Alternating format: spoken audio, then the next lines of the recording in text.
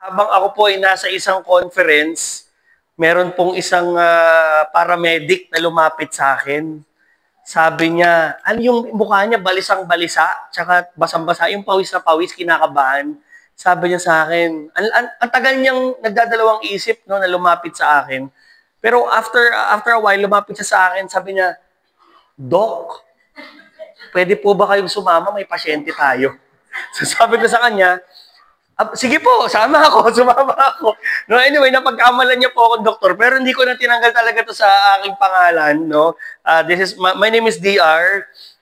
I'm a full-time missionary sa ating community. Missionary Families of Christ. Yan po ang pangalan ng ating community. Pwede ko po bang maitanong, sino po ang mga participants sa seminar po natin ngayon?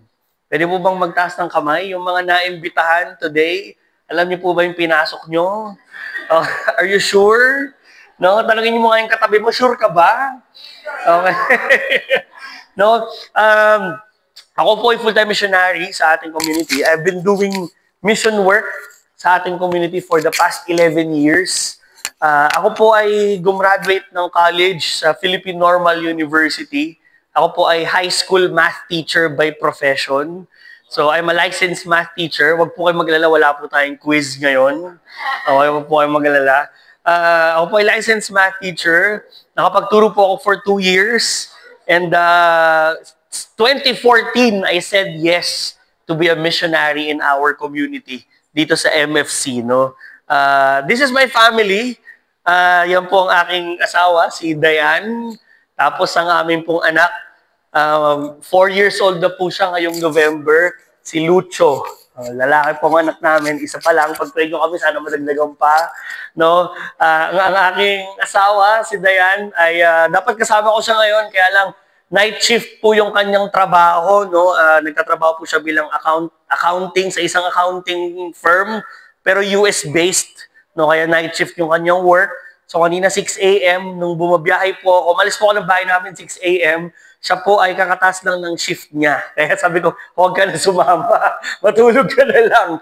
No? Kami po ay kasal na ng magkakamali pa ako. Magpa 5 years na po kaming kasal. Ngayong September 23, feast day po ni Padre Pio ang aming wedding anniversary. Kaya kanina, pagpasok ko dyan, ang laking Padre Pio na estatwa na andun sa Severina po ba? Sabi ko, Padre Pio, pinapaalala mo ba sa amin ang anniversary namin? Sabi ko, Padre Pio, malapit na ang feast day mo. No? So, yan po ang aming kasal. Kinasal kami po nung panahon ng pandemic. 2020, panahon ng pandemic. Grabe! Konti lang po ang aming bisita, 50 lang. In short, nakatipid ho kami. Nakatipid po kami. Kasi yung original list namin, no, hindi na po nasunod yun, 50 lamang. No? This is our family. And we are blessed, no, we are blessed, and we know that God is, God is pouring us with so much blessing and, at katapatan at pagmamahal sa Panginoon. Kanina, habang ako po ay papunta dito, habang ako ay nagda-drive, nakikinig po ako ng podcast. Tapos doon sa podcast na pinakinggan ko, sinasabi ni Father Franz Dizon, hindi ko alam kung familiar kayo kay Father Franz Dizon. Sinasabi ni Father Franz Dizon, ang ating Panginoon ay tapat. Tapat si Lord. Sabihin nyo nga po, tapat. Tapat si Lord. Tapat ang Diyos. Ang tapat ay isang napakagandang salita. Bakit? Kasi ang tapat, kahit baliktarin mo, tapat pa rin. Amen? That is how God is. That is who He is. Tapat ang Diyos sa buhay nating lahat. In this session, we'll talk about Jesus the Messiah. We'll talk about Him. Pero bago ang lahat, bago natin pag-usapan si Jesus at ang kanyang katapatan, bago ang lahat, tatanungin ko po kayo, sino po may Instagram sa inyo? Taas kamay. Instagram. Wala. Sa mga tita, wala. Okay. Ayan, okay. Mga Instagram, may IG. May IG. Instagram, no? IG. Alam niyo po ba kung ilan ang followers nyo sa Instagram? May idea po kayo kung ilan ang followers nyo sa Instagram? Wala. Wala. Sa mga may IG, tita, may idea ka? 20,000? Grabe.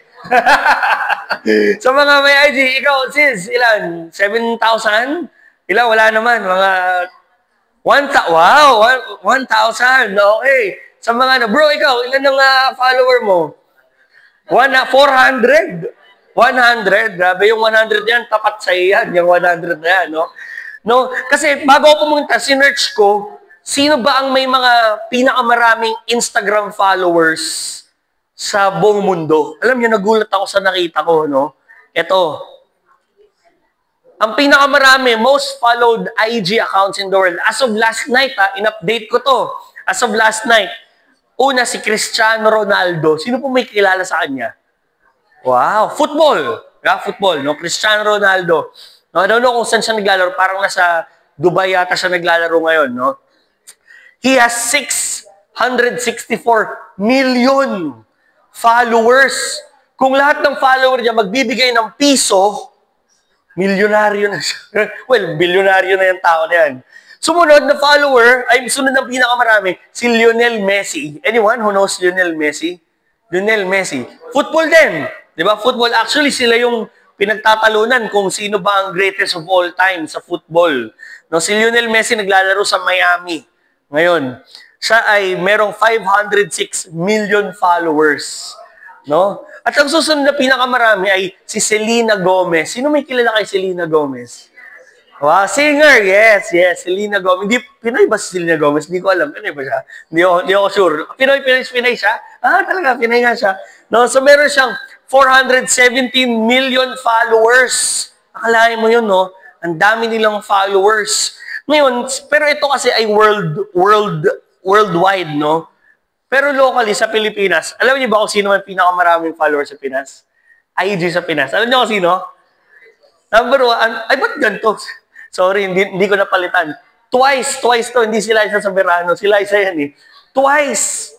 No, ang number 1 most followed IG sa Pilipinas ay ang Twice. Alam niyo, kilala niyo ba ang Twice? No, K-pop group ang Twice, no? Pag sa mga tita, tito-tita, tanong niyo sa mga apo niyo, sa mga anak niyo, kung sino ang Twice, no? No, hindi ko napalitan, sorry, kasi nga in-update ko to eh. At ang sumunod sa kanya, si Ann Curtis. Sino may kilala kay Ann Curtis? No? 21.2 million. Sumunod si Catherine Bernardo, 20.6 million followers. Ang dami! Ang daming followers.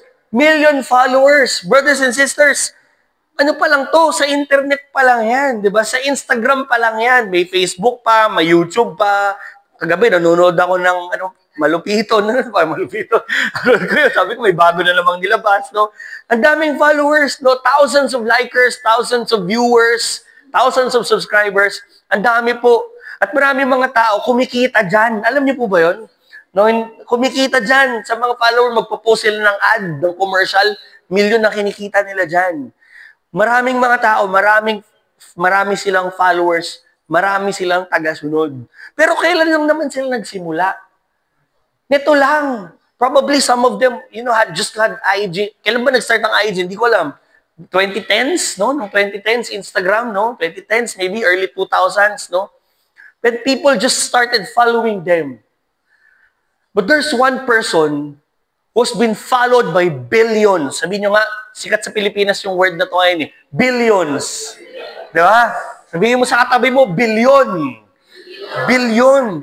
There's one person who is followed by billions of people for the past 2,025 years. Amen. And this is this person. It's this person. It's Jesus. Anong meron kay Jesus? Bakit siya sinunod ng bilyon-bilyon tao?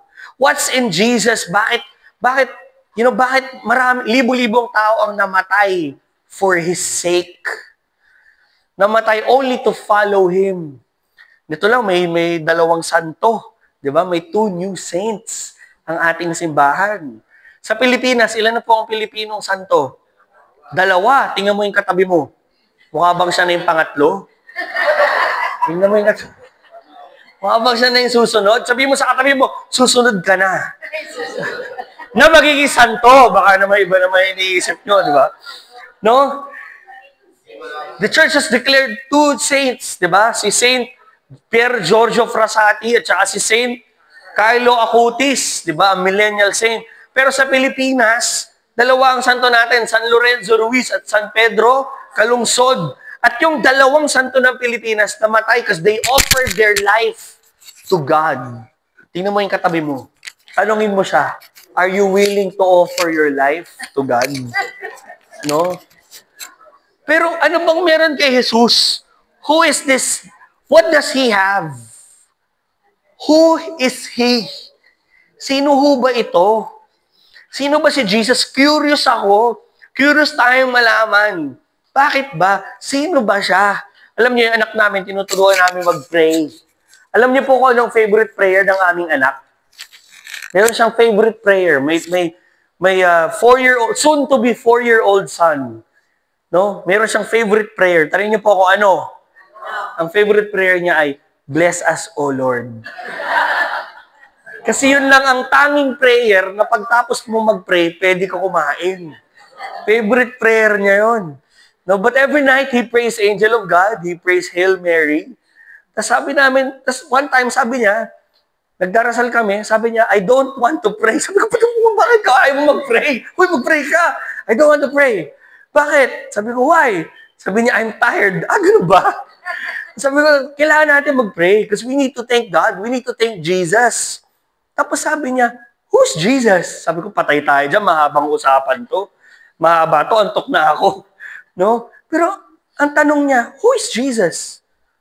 Ang tanong ko sa atin ngayong umaga, who is Jesus? Sino ba si Jesus para sa'yo? One time, tinanong ni Jesus yung mga apostles niya, who do you say? Who do you say that I am? Who do people say that I am? Sino ako? Sabi ng mga tao. Sabi nila, you're the Messiah, blah, blah, blah. You're the prophet, blah, blah, blah. Pero tinanong niya yung mga apostles niya, but for you, para sa'yo, sino ako? Tanungin mo ang katabi mo, para sa'yo, sino si Jesus? Tanungin niyo po yung katabi niyo, opo, sasabihin niyo po yun. No? Para sa atin, sino ba si Jesus?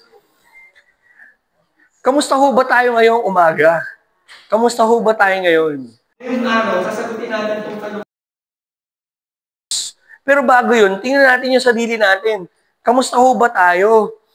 Sino po ba nag-invite sa inyo dito? Nandito po ba ang nag-imbita sa inyo? Pwede niyo po bang ituro sa hukumang ito? Kung sino ang nagdala sa inyo dito, sige nga po, pwede niyo po ba siyang tignan ngayon? Kasalanan niya? Bakit ka nandito ngayon? At ikaw naman nagpauto ka, sumunod ka naman, nilista mo yung pangalan mo. Ayaw mo pang sumama, pero kaninang umaga, ang aga mo nagising, naligo ka pa. Diba? Niready mo pa yung susuotin mo. But brothers and sisters, who invited you here? Why are you here? Kanina tinatanong ni brother, why are you here? Bakit nga po ba tayo nandito? Bakit ka ba nandito? Are you looking for purpose? Naghahanap po ba tayo ng katuturan sa buhay, ng purpose sa buhay? Are we looking for answers? Sino po naghahanap ng kasagutan? Nung nagtuturo pa po ako, pag nagtatanong ako sa recitation, lahat ng estudyante ko yumuyuko. Walang tumitingin sa akin sa mata. Everyone would, bow down. Pag nagtatanong ako, are you looking for answers in your life? Are you looking for directions? Ligaw na ho ba kayo? Lito na po ba kayo? Are you looking for healing? Sino naghahanap ng healing? Sino naghahanap ng kagalingan sa kanilang mga sakit? Are you looking for peace? Sino po naghahanap ng kapayapaan? Brothers and sisters, are you looking for love? Hopefully, this is my prayer, that after this talk, lahat ng ating katanungan, yung kasagutan, mahanap natin sa Kanya. Mahanap natin kay Jesus. Kasi siya yung pag-uusapan natin ngayong umaga. This is all about Him. Amen? Isa sa favorite ko tong eksena. Alam niyo po ba tong eksena na to? Dito sa The Chosen, pero sa isang movie ni Jesus. Ito yung pinagaling niya yung mata, yung isang bulag, no? No, kumuha siya ng putik, pinahid niya sa talukap ng mata niya, tapos nakakita. Ang prayer ko, buksan ni Lord, buksan ni Jesus ang ating mga mata upang makita siya. So that we can see God. So that we will be able to see Jesus. Alam niyo po yung aking anak, 4 years old, ang lagi niyang, ang favorite niyang tanong. Alam niyo po ang favorite niyang tanong? Where? Saan? Lagi niyang sasabihin, Daddy, nasa na yung Lego ko? Daddy, nasa na yung tubig ko? Daddy, nasa na yung t-shirt ko? Daddy, nasa na yung shoes ko? Lagi pong ganun. Mami, Daddy, nasa na yung spoon? Nasa na yung diaper? Nasa na yung ganito, ganyan? Pero lahat ang hinahanap niya, nasa harap lang niya. Minsan hinahanap niya, Daddy, nasa na yung tubig ko? Nasa tabi lang niya. Sabi ko, ayan o, there's your water. Where? Where? Nasaan? Where? Hindi niya makita, nasa harap lang niya. And minsan, in our life, we're all just like him. Looking for things na nasa harapan lang natin. We look for answers. We look for peace. We look for direction in life. Pero nasa harapan lang natin. Minsan, kailangan mo lang lumuhod at lumapit sa Kanya. Ang dasal ko ngayong umaga, sana si Jesus humarap sa atin tas buklatin yung mga mata natin. Pero hindi lamang yung mga mata natin. Pero buksan din yung mata ng ating mga puso so that we can see God. Blessed are the pure in heart, for they shall see God. Amen? Meron po akong papakitang picture. This is the photo of my son nung siya ay 2 days old. November 9, 2021. Yan ang pinakamasayang araw sa buhay ko. Sumunod sa kasal namin. No? Yan ang isa sa pinakamasayang araw sa buhay ko. Ipinanganak yung aking anak. Naku! Ang tagal na labor. Tagal. Pumasok kami, November 8. Ipinanganak siya, November 9 na. Lumipas na yung madaling araw bago siya ipinanganak. Paglabas po ng OB ng aking asawa, sabi niya, ang hirap pang ipanganak ng anak mo. Gumano yung hospital, yung doktor ng aking anak. Pero nalaman namin, kailangan niyang incubator muna, kailangan niya munang dalhin muna dito sa NICU, no? Dalhin muna sa NICU for a while, I think almost a week, no? Siya na nasa NICU na may mga konting complications, meron siyang jaundice, alam familiar kayo sa mga nanay, alam po ninyo yan, no? Hindi siya hinga ng maayos, no? Alam nyo, yun ang isa sa takot ko, no? Ito ang pinakamasayang araw ng buhay ko, pero at the same time, ito rin yung pinaka-nakakatakot na araw ng buhay ko. Kasi pinanganak siya, ang saya-saya ko. Pangalawa, meron siyang sakit, kaya takot na takot ako. Pero mayroon pa akong isang kinatatakutan. Tanungin niyo po ako ano. Ang isa ko pang kinatatakutan, yung sagot sa tanong na, paano ko ito palalakin? Sino po may mga anak dito? Taas kamay. Paano niyo po pinalaki yung mga anak ninyo? No? Tanong ko, I ask myself, beside the NICU, there's a chapel. Pinanganak siya sa Veterans Memorial Hospital. May chapel doon. I ask the Lord, Lord, paano ko ito palalakihin? Kasi natatakot ako kasi hindi ko na alam kung paano yung society ngayon. Pag pinaaral ko ba siya sa isang school, sure ba ako na lalaki siya ng tama? Na matututo siya? Pag ba lumaki siya, tapos nagko-commute na siya, sure ba ako na hindi siya ma-hold up sa daan? Sure ba ako na hindi siya mananakawan? Neto lang, sa US nga, may mga sinasaksak sa train eh. Di ba? Sure ba ako na kapag nag-MRT siya, naglakad siya, hindi siya... Isa pa, sure ba ako na lalaki siyang may takot sa Diyos? Yun yung mga takot ko. No? I'm just being real sa aking naramdaman 4 years ago, 2021. But God assured me, DR, faithful ako sa buhay mo, and the same God who is faithful to your life will also be the same God who will be faithful to your son. Kung faithful ako sa'yo, faithful ako sa kanya. Marami akong takot nung lumabas tong batang to. Kasi yung realidad ng mundo, iba na talaga. Yung laban, iba na. Tingnan mo yung katabi mo, tanongin mo siya, anong laban mo? Diba? Ano po bang pinagdadaanan ninyo? Ano ba ang laban ng mundo ngayon? Let's talk about the world we live in. Ano ba ang nangyayari sa mundo ngayon? Ano ba ang current reality na nangyayari sa mundo ngayon? Huwag na tayong lumayo. Corruption. Tama mo ba?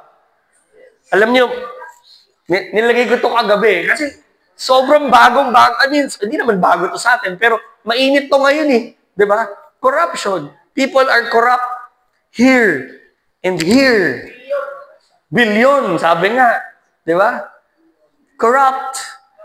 Corruption. Meron ako isang barkada, sabi niya sa akin, DR, if money is the, sabi niya, DR, di ba money is the source of all evil? Bakit kailangan ng simbahan ng pera kung money is the source of all evil? Naisip niyo po ba yun? Sabi ko sa kanya, Brad, agree ako sa'yo, pero hindi rin ako agree. Kasi, number one, kailangan ng simbahan at kailangan ng lahat ng pera kasi kailangan natin mabuhay, kailangan natin sa expenses. Pero, money is not the source of all evil. Kulang yung scripture quotation mo. The love of money is the source of all evil. Pagmamahal sa pera, thinking that money is greater than God. Pag ang pera ay genius na natin, yari tayo. There's corruption. Ano pa pong nangyayari? Ito, pandemic. Diba? At marami pang mga sakit. No? Pandemic. COVID. Sino po ba dito ang na-COVID? Taas kamay. Ayan, mga magkaklase. Kaklase ko po kayo. Ayan. Na-COVID. Alam niyo po, na-COVID kami. First time namin na-COVID, 2021. Alam niyo po, kailan anong nangyayari sa buhay namin noon? Buntis ang asawa ko nung may COVID siya. At may COVID din ako. At kailangan namin maghiwalay. Dahil kami di ba? May COVID noong mga panahon na yon. COVID, meron din kaming mahal sa buhay na nawala dahil sa COVID. Now, for sure, some of us na-experience din ito. Sickness. Hindi alam ang lunas, di ba? Ano pa ho? War. Gera. Meron pong gera ngayon. Do you know? Meron, di ba? Israel, Palestine, ano pa? Russia and then Ukraine. Sasali pa yata yung China at Philippines. Sasali ba tayo? Sana naman, wag na. Diyos ko po. Di ba? There's war ongoing. What else? Poverty. Merong kahirapan na nangyayari. There is poverty at halos hindi matapos-tapos. Tama ho ba? Di ba? Poverty. At merong dalawang klase ng poverty. Tanungin niyo po kung ano. Meron po tinatawag na material poverty, pag wala materially. Pero meron din tinatawag na spiritual poverty. Malayo sa Panginoon. Malayo sa Diyos. Anong poverty ang nararanasan natin ngayon? Murder. Patayan. Grabe. Pag may gustong ipapatay ngayon, anytime. Diba? Social injustice. Hindi na makatarungan ang nangyayari sa lipunan, sa ating society. Brothers and sisters, there's also assault on family. Maraming broken families. Diba? Pinupush ang divorce, nililegalize ang divorce. No? Marami yung pinupush na anti-family agenda. No? These are realities sa atin, sa ating society. These are realities in the world. These are realities in our society. Huwag na tayong lumayo. Reality ho ito sa ating pamilya. Realidad ho ito, itong mga nasabi ko, realidad sa ating komunidad. Realidad sa ating kapitbahayan. Realidad sa ating mga magkakamag-anak. realidad sa ating trabaho, sa ating eskwelahan, sa ating source of income. All of these are reality that we all experience. And the world is surrounded by evil. The world is surrounded by evil. Merong isang kanta, di ba? From all the evil that surrounds me. Ano susunod? Defend me. Tingnan mo nga yung katabi mo. Are you surrounded by evil? Oh, sana naman po ay hindi. No? From all the evil. The world is surrounded by evil. Nakakatakot nang lumabas-labas palagi. No? Natakot-takot nang hindi mo na alam kung safe ka ba o hindi. 'Di ba? Even inside your home. Ito matindi. Sometimes, the evil is in here.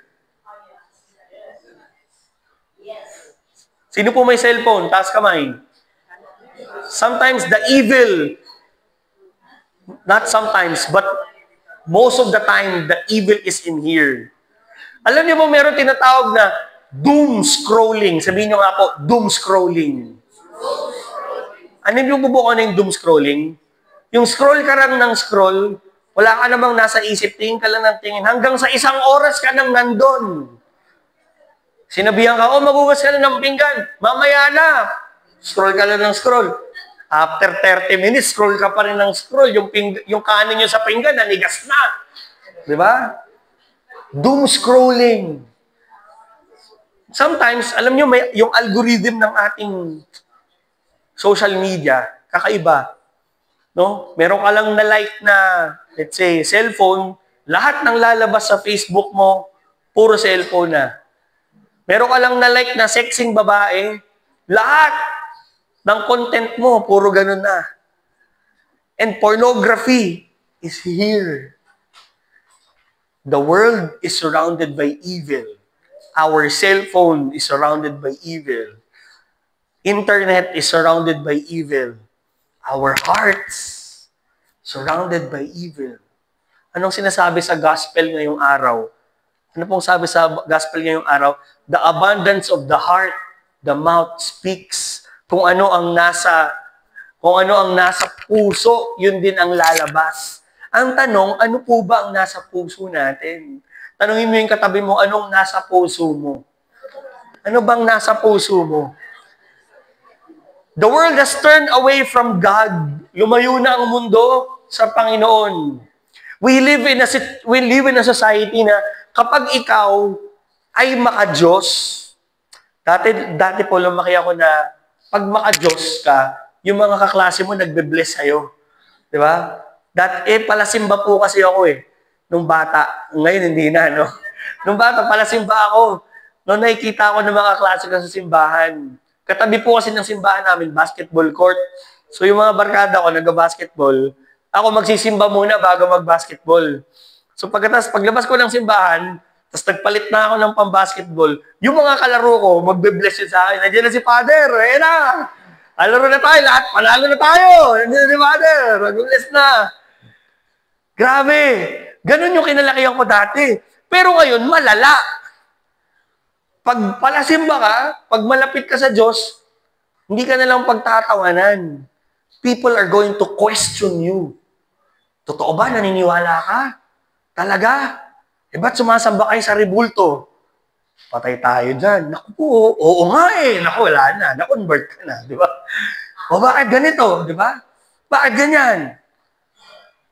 Talaga, people are going to question you. Nagsisimba ka, ang sama naman ng ugali mo. Naku, wala na. Pag palasimba tsaka pag mabait ngayon, bawal nang sumimangot sa trabaho Di ba? Pag nalungkot ka o kaya nagalit ka, palasimba ka, tapos pagagalitin ka. No? Iba na ngayon Mahirap, matindi talaga. No? The world has turned away from God. It's as if kapag malapit ka sa Diyos, kailangan mo ng bagong mundo. Kasi dun lang tayo. And of all of this chaos, only God can make things right. Amen. Tanging ang Diyos lang ang may kayang ayusin to. One time, tumawag ako sa tatay ko. Kasi ako po ay nag-aaral magluto ng, ano ba tawag dito? Nakalimutan ko yung isda na may suka. Paksiw, yeah. Hindi po kasi ako nagluluto. Alam niyo naman po kami, corned beef lang kami, mga gano'n. Hotdog lang kami, mga gano'n. Mga prito-prito lang po kami, no? Hindi ako talaga marunong magluto. Yung adobo, 1 taon ko pang minaster yun bago Diyos ko po, lahat ng klase po ng adobo, na-try na ng asawa ko, sawan-sawa na po yung sa adobo ko. So one time, sabi ko, maiba naman, magluluto ako paksiw. Kasi alam ko, favorite namin to ng bata eh. Hindi ko maano yung paksiw talaga. Talagang minsan, yung paksiw ko, talagang pag sobrang luto, malalamog yung isda. Di ba? Ano niyo po ba yun? One time naman, ginawa ko, pinrito ko muna, tsaka ako pinaksiw. Mali naman yun! Sabi ko, mali. Para mali, paksiw muna pala bago So tumawag ako sa tatay ko, sabi ko, pa, maghahaponan na kami, gutom na yung asawa ko. Paano mo nga niluluto yung paksiw? Alam niyo, nag-video call pa kami.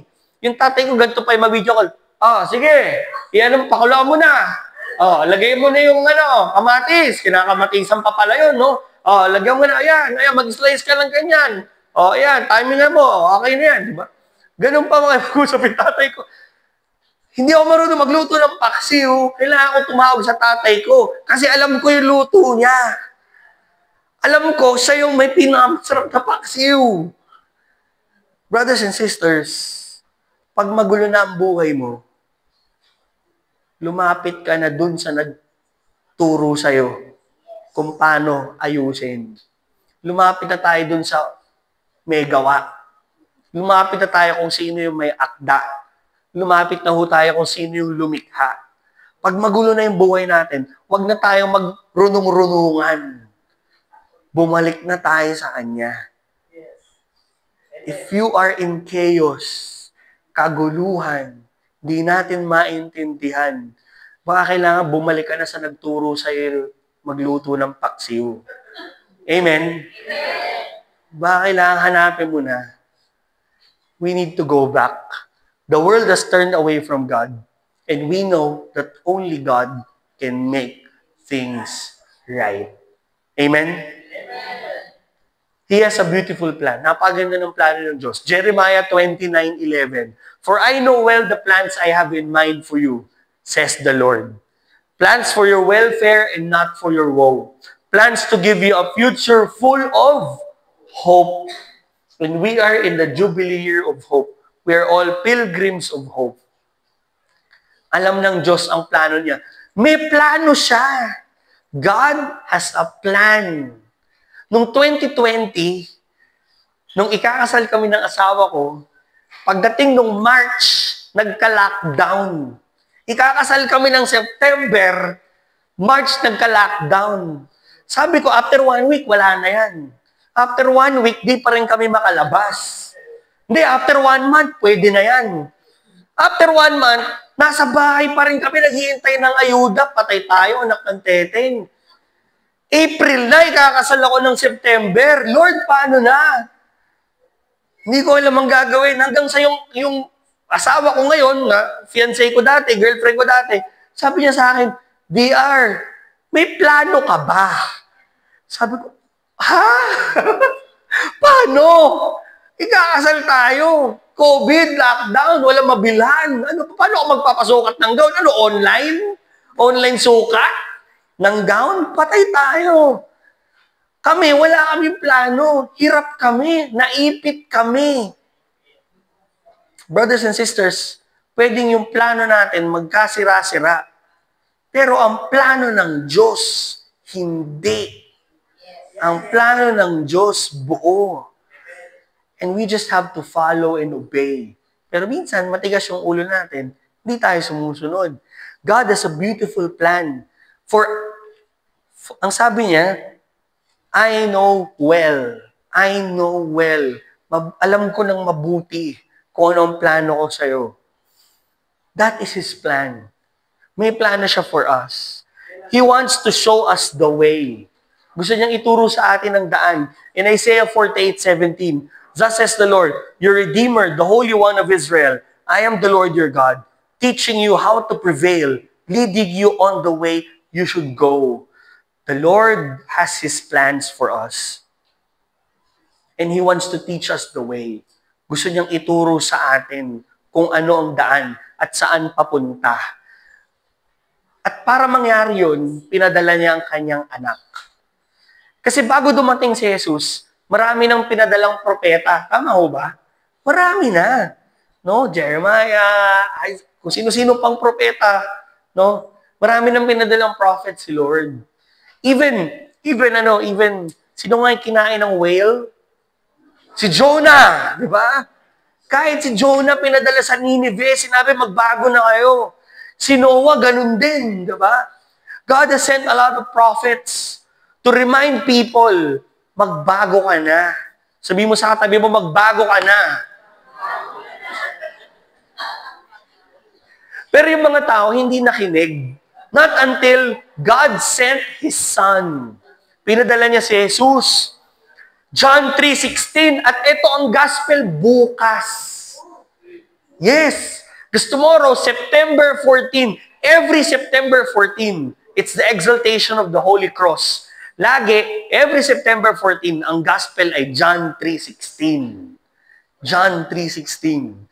For God so loved the world that He gave His only Son, so whoever believes in Him might not perish, but will have eternal life. Pag nagdadrive ako, minsan makakasabay ako ng isang van na nakalagay, do not delay perishable goods. Do not delay perishable goods. Ano ba yung perishable goods? Masisira. Di ba? Masisira, mabubulok. Ano po ba ibig sabihin ng perishable? Tama po ba? Di ba? Perishable, masisira. Kaya kailangan, diretso yun. Noong pandemic, yun ang bawal harangin eh. Kasi pagkain yun, dire-diretso yun eh. Di ba? Perishable goods, do not delay. Masisira eh. But brothers and sisters, if we believe in Jesus, if we have a life anchored in Him, hindi ka magiging perishable goods. You will have eternal life. Amen? We have eternal life through Christ. If God sent His Son, Jesus, to save us, therefore, we need to look to Jesus. Kung si Jesus ay pinadala ng Diyos para tayo ay iligtas, di ba dapat lang kilalanin natin siya? Amen?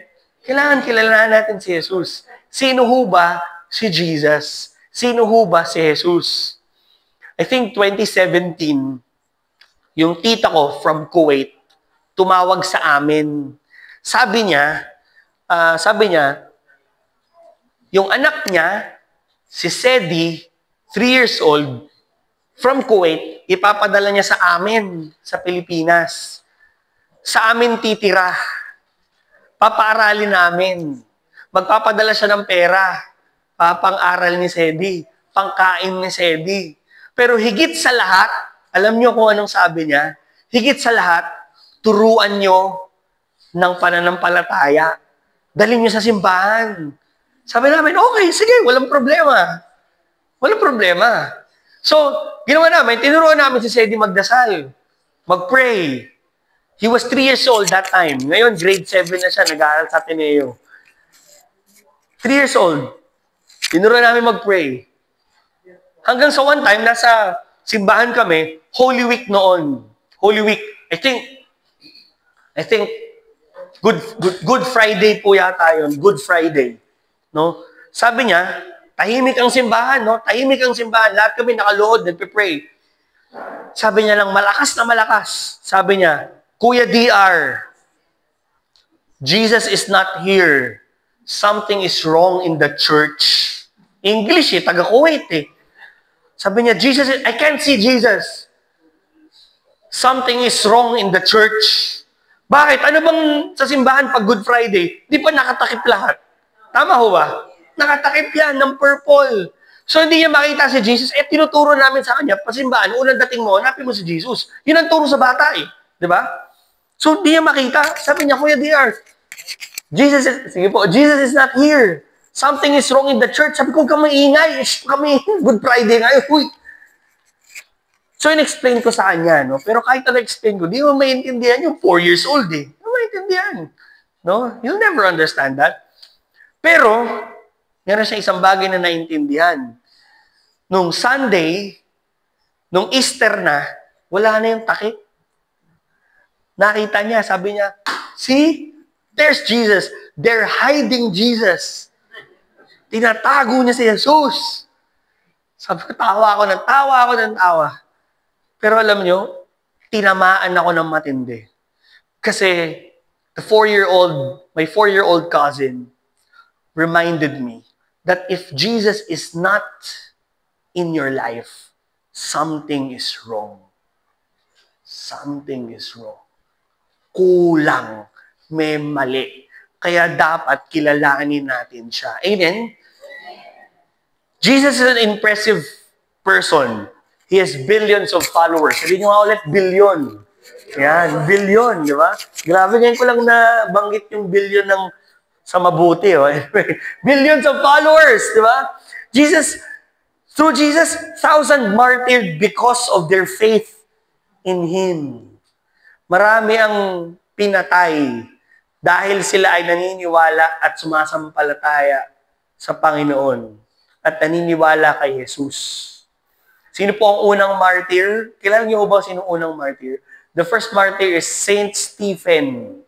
Si Saint Stephen, pinroclaim niya si Jesus, naniniwala siya kay Jesus. You know what people did to him? He was stoned to death. He was stoned to death.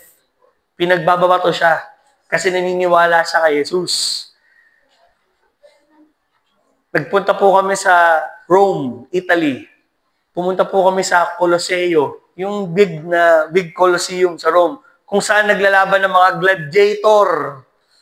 Alam niyo, nalaman namin, yung mga unang Kristiyano pala noon, yung mga pag nalaman na ikaw ay naniniwala sa Panginoon, naniniwala kay Jesus, ipapakain ka dun sa leon, sa loob ng Colosseum, at papatayin ka ng mga gladiator.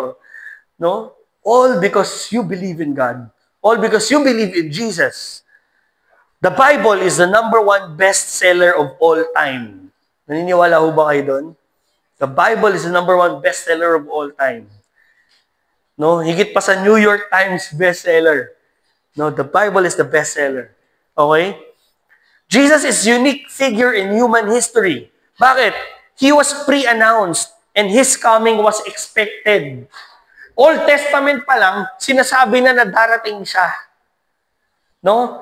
Dati pa lang, bago pa siya ipanganak, sinasabi na darating si Jesus. May ipapanganak na ganyan, ganto, ganyan. Di ba? Dati pa lang. He struck an impact in history. Na-divide ang history because of Him. Ano yung BC? Before Christ. Ano yung AD? After death. Or others say, Anno Domini, Year of the Lord. No? Dahil sa Kanya. Ano pa? Jesus came to die. His death was the goal and fulfillment of His life. Tayo, nandito tayo para mabuhay. Pero si Jesus came here to live and to die for us. That's His goal. Yun yung impact niya. Ganun katindi yung impact niya sa mundo. Jesus is God. He said it. Kailan niya sinabi yan?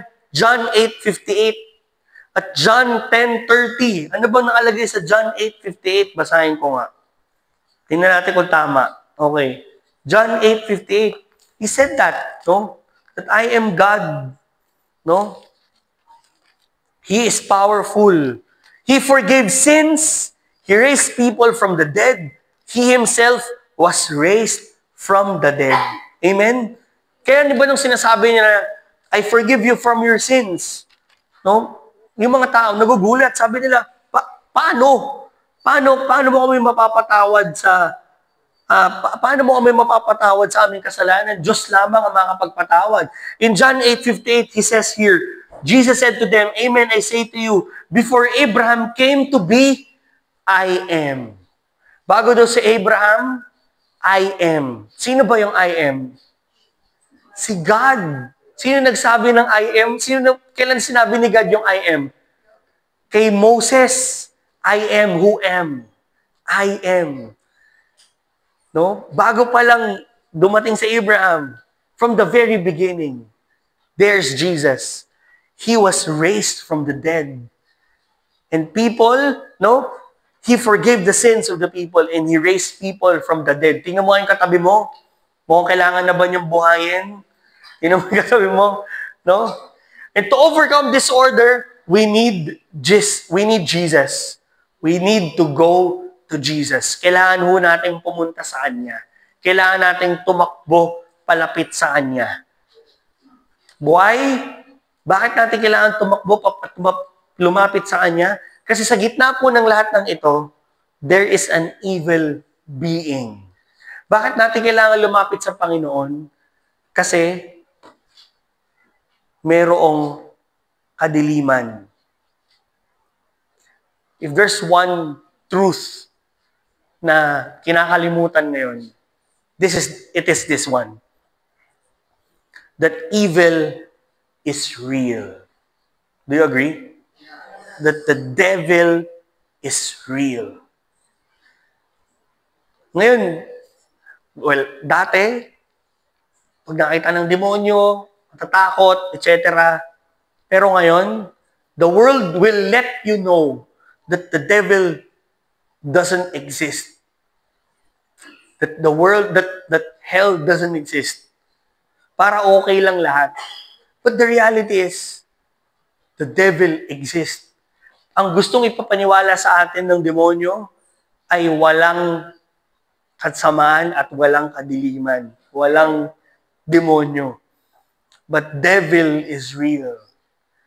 The enemy is real. We are in a spiritual warfare. Yung pag-attend nyo dito, you are declaring a war against Satan in your life because you want to follow Jesus. You're declaring a war against Him. Pupunta ako doon, magbabagong buhay ako. No? Maraming beses na nakikwento sa amin, pagpupunta ng CLS, biglang pag-a-attend ng Christian Life Seminar, biglang out of nowhere, no, mag-aaway yung mag-asawa. No, ano meron? Wala lang, nag-aaway lang sila. Para hindi sila matuloy. 'Di ba? Masisira yung sasakyan. Babagyo ng malakas. May magkakasakit. No? May magkakasakit. Etc., etc., etc. 'Di ba? Hindi mo alam. Because you're declaring a war against the evil one. You're declaring a war against Satan. Behind all of this is an evil being. Behind all of this is the devil trying to lure us away from God and bring us away from Jesus so that we will never experience the promise of God, eternal life. That's why we need Jesus. Kailangan natin si Jesus. Kailangan natin siya. Brothers and sisters, never forget the reality na kailangan natin ang Panginoon. Never forget the reality that you're experiencing now. At ano po ba ang isa pang hindi natin dapat kalimutan? Huwag natin kalimutan na mahal tayo ng Diyos. Huwag natin kalimutan na may nagmamahal sa atin. Never forget that God sent His own Son, Jesus Christ. And in Jesus, we are saved and restored to our relationship with God with fullness of life. Huwag natin kakalimutan. Kasi ang sakit natin, makakalimutin. We forget. We always forget. Yung aking anak, makakalimutin. Pag kakain na, nakakalimutan niyang sumubo. At minsan, pag kumakain na, nakakalimutan niyang ngumuya. Anak, ngumuya ka. No? Pag matutulog na kami, 11 o'clock na ng gabi, para bang nakalimutan niyang matulog. Pag matutulog na dun, gusto niyang umihi, gusto niyang uminom ng tubig, gusto niyang manood, gusto niyang kung ano-ano pa. Makakalimutin. At minsan tayo rin, ako rin makakalimutin din ako bilang asawa. Nakakalimutan ko magtapon ng basura, nakakalimutan ko isara yung pinto, pag umuulan, nakakalimutan ko isara yung bintana, makakalimutin. Buti po. Hindi pa naman po, 5 years pa lang, no? Awa ng Diyos, wag muna. No? Hindi pa, no, makakalimutin. Pero ang pinakamatinding kalimot na pwede natin gawin, makalimutan natin na mahal tayo ng Diyos. a lot of people would, end their life because they think walang nagmamahal sa kanila, walang naniniwala, walang may pakialam. But there's one person who loves you so much. It is the Lord. It's Jesus. Mahal ka ng Diyos. Huwag mong kalimutan yun.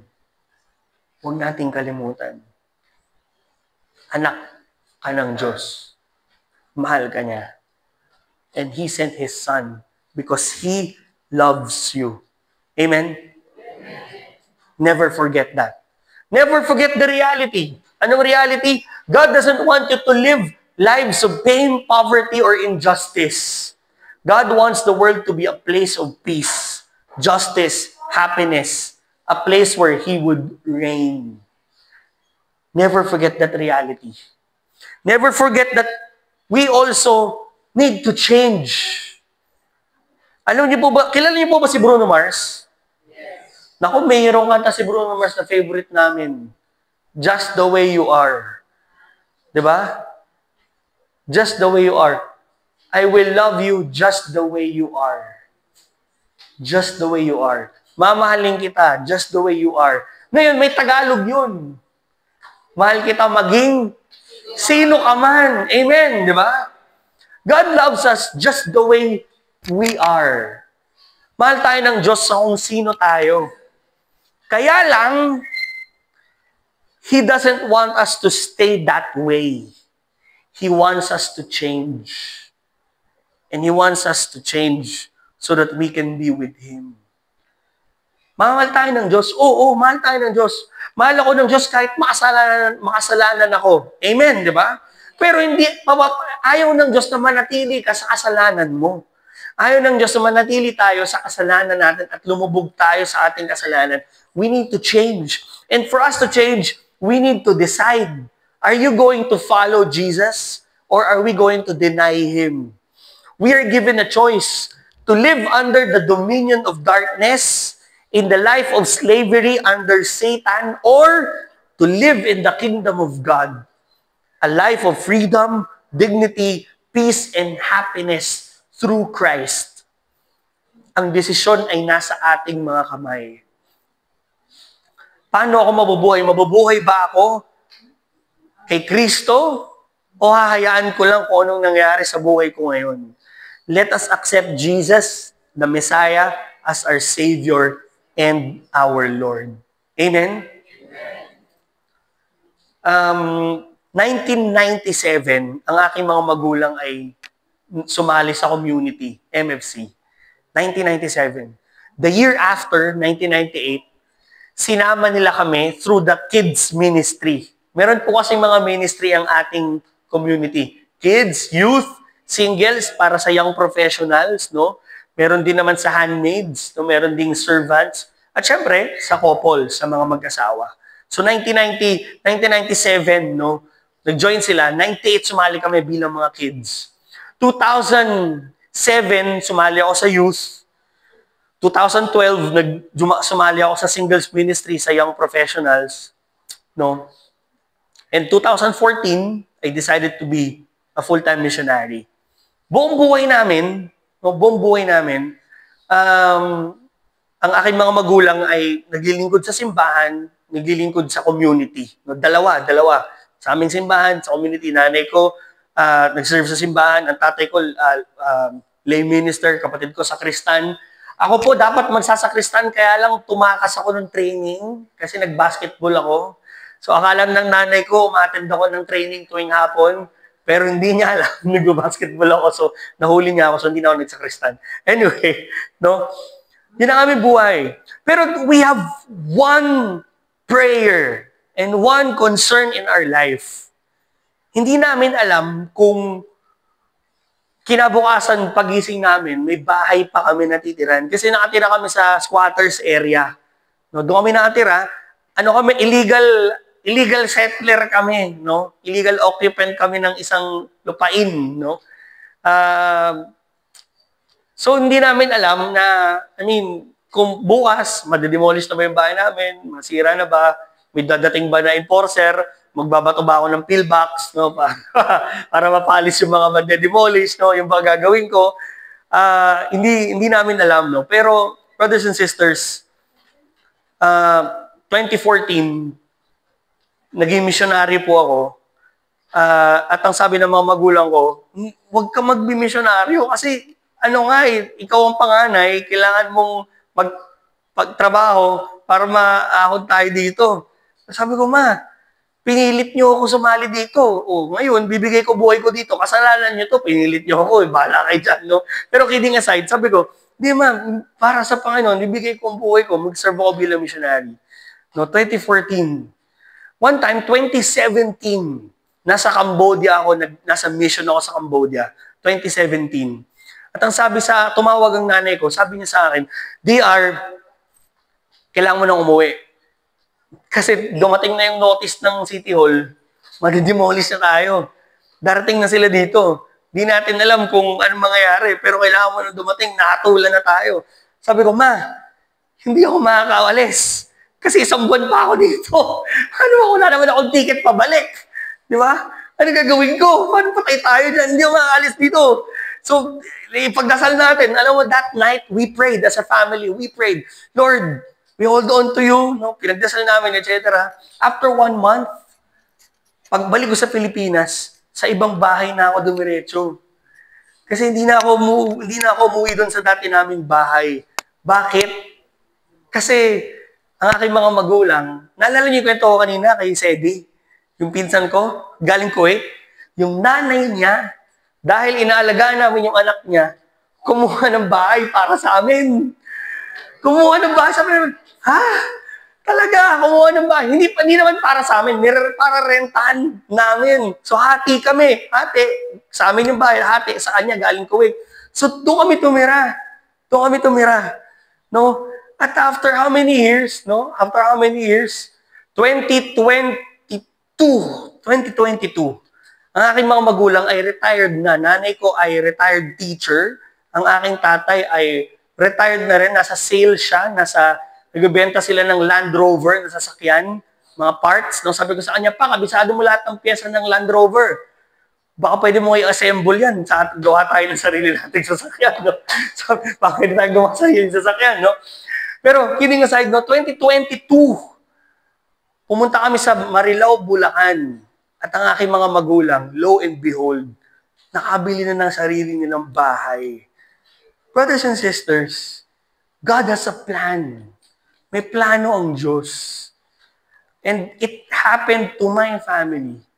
And it happened to my parents. Bahay nila yun, hindi namin bahay yun. Nangungupahan kami ng pamilya ko ngayon eh. But it happened to my family. It happened to my parents. And I believe it's also happening to us. Amen? God has a plan. Yung sinasabi kong bahay, material pa lang yun. What's material? Material pa lang yun. Paano pa yung spiritual? Brothers and sisters, God is reaching out to us. Ito ang isa sa sikat na painting. Alam niyo kung saan ito nakikita? Sa Sistine Chapel, kung saan nag-e-elect ng mga Santo Papa. Nakapasok ko kami dito. Nakita ko tong painting na nasa gitna. Titingala ka. God is reaching out to us. Ang tanong, are you going to reach back? Are you going to receive the invitation? Brothers and sisters, Jesus, the Messiah, He is our answer. We go to Him. Tatakbo tayo sa Kanya. Iniimbita ka niya na magkaroon ng personal na relasyon sa Kanya. Ang tanong, tatanggapin mo ba? Yayakapin mo ba? Papapasukin ba natin siya sa ating buhay? He is Jesus. He is the answer. He is the plan. He loves us so much. Amen? Amen. In the name of the Father, and the Son, and the Holy Spirit. Amen. Thank you, Brother Gio.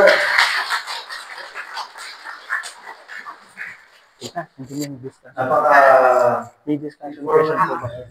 Dami natin nga alam. Sama nila po. Ano po ba yung ating mga natandaan o struck sa atin sa punto? So, tandaan po natin na the devil is real. So, tayo bilang tao, kahit na po tayo hindi natin kaya mga kasamaan sa mundo. Kailangan po natin ang kapangyarihan ng Diyos. Ang Panginoon, Siya ang unang nag-aksyon, gumawa ng aksyon, pinadala niya ang kanyang bugtong na anak si Yeso Cristo. So, ang ating aksyon naman ay magiging bukas ang ating isip sa lahat ng plano ng Diyos para sa atin. Tagay po, palapakan po natin ang ating kapatid. Hindi po. Yes, sir. Okay. So, tuloy-tuloy na po tayo sa ating next stop. Nandito na po ang ating speaker. Ang ating next speaker, isa rin full-time missionary ng MFC. Siya po ay 37 years old pa lang at 2 taon ng kasal. Ang kanya pong life verse ay galing sa Philippians na sabi, I can do all things in Christ that strengthens me. So, hindi na po natin patagalin. Tawagin natin ang ating speaker, si Brother Byron Tumali.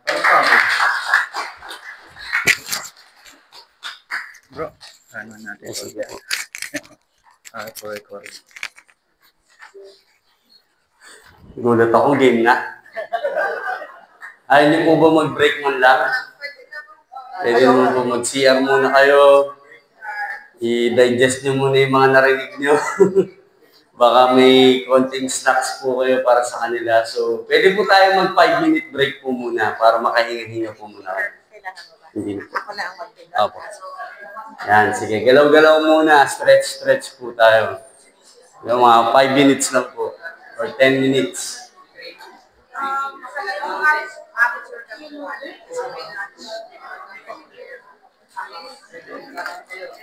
Yan dito, para makahinga lang yung utak nila. Nakarinig lang nila IDR eh. Sir, kayo po ulit. Nandito po kayo. Mamanuhan pa talaga. Kasi nung nakaraan taon, di ba, second session ako natin. Yung first session, hindi. Kaya Kinuplet. sige, ayaw. Nice to see you, sir. Opo.